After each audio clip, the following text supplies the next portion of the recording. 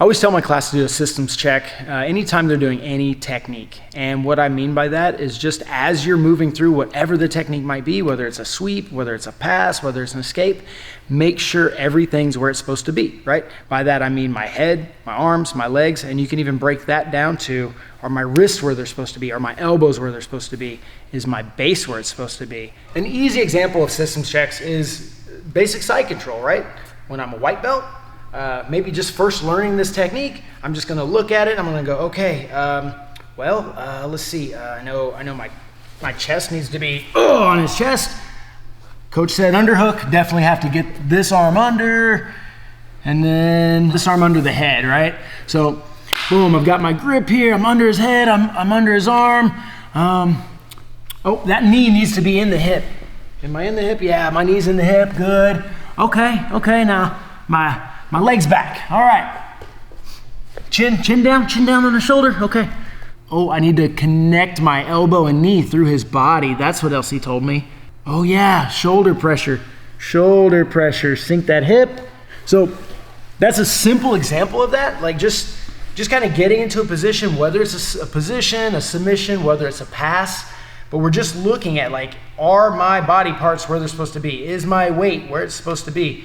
Am I turning where I'm supposed to be turning, right?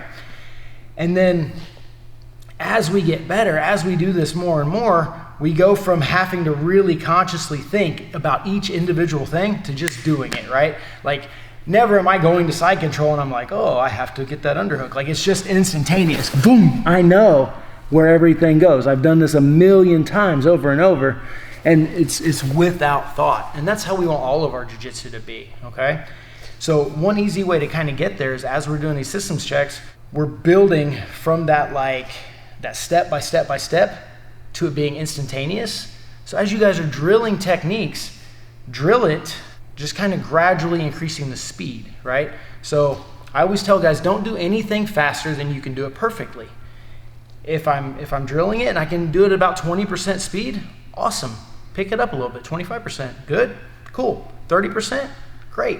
40%, oh man, I flubbed up, right? I missed a couple things. Let's back it back down to 30 and drill it some more.